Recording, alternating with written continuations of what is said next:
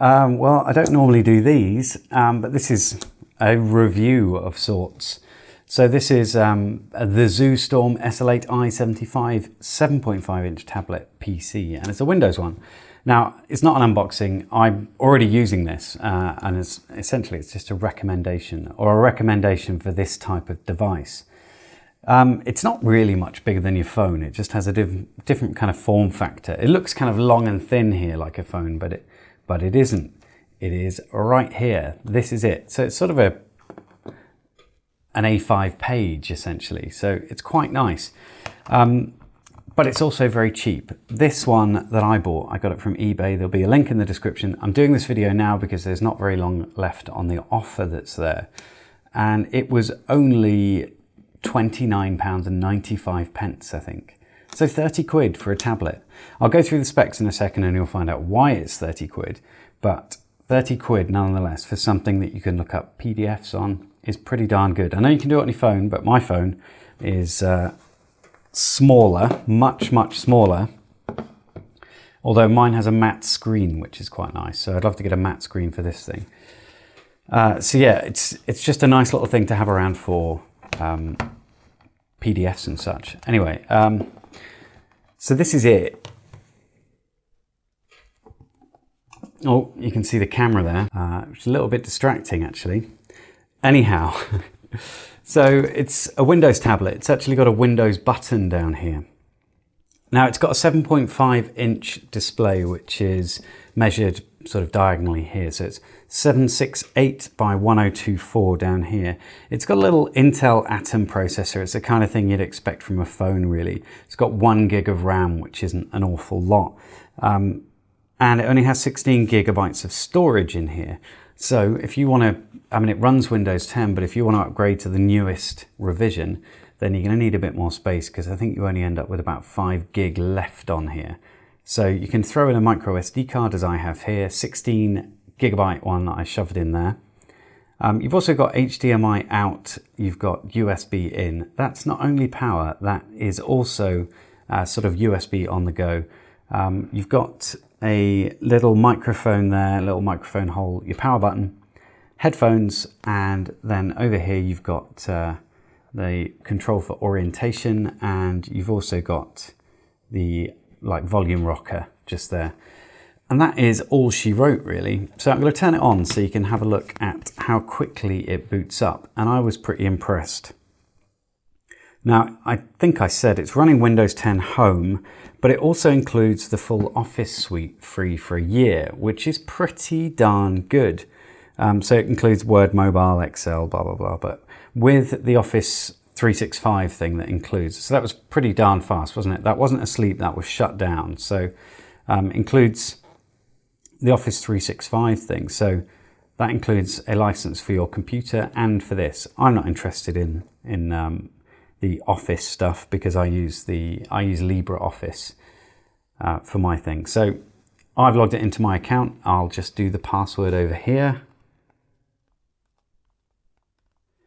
So you can't see, and log into my Windows thing. There's my lovely little face there. I'm sorry about all the reflections. I can't do much about it with the lights. So we immediately start up in tablet mode. It's a nice little responsive display. It's not always so responsive if it's doing lots of things, because it's only a tablet, and we can, whoops, see. We can bring this thing across. I've got some reminders about people's birthdays. Oh, it doesn't matter. We can take it out of tablet mode. It's currently on 100% brightness. So we're going to take it out of tablet mode so you can see the full Windows 10 desktop. And so it's oriented like that, but we can change the orientation, there we go, to be like that. I prefer using it just like I'd use a normal phone. Now, the really good thing about this is reading PDFs, because you've just got a big screen to do that. So that's really nice. You can also load up the interwebs on here. It connects via Wi-Fi. It's also got Bluetooth connected as well. So if you have like a Bluetooth keyboard or whatever, then you can do that. So let's just bring up a PDF. Shall we look for, when you're in the tablet mode, you can, the keyboard automatically comes up. When you're in the desktop mode, you have to enable the keyboard with a little button down there. It's not a huge issue. Let's look up the CH340G datasheet. Nope, I've just pressed delete rather than return. So do we have a PDF?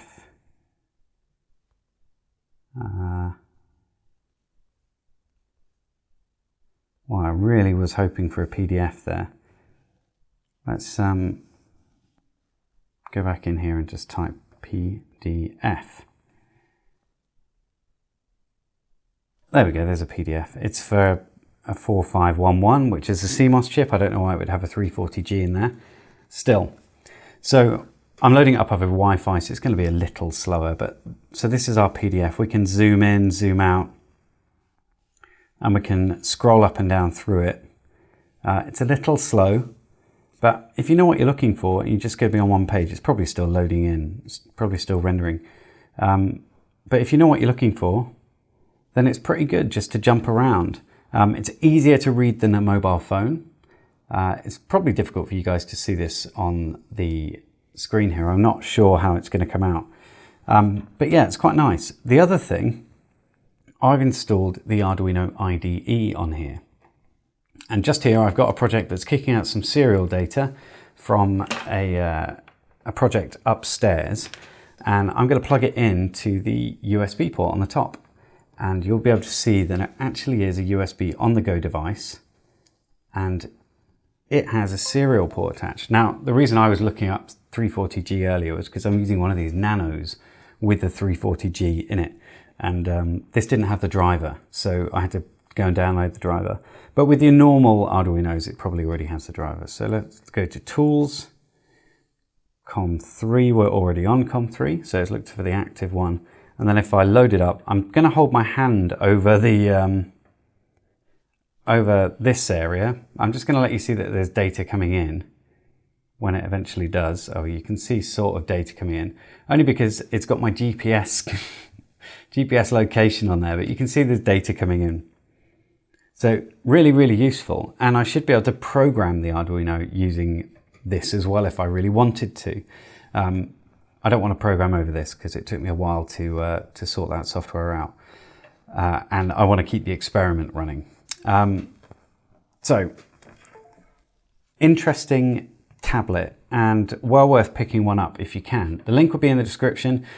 If you can't get them for 30 quid, which I did, then I think they're only 40 quid. Try and get hold of one that's 32 gig of storage though.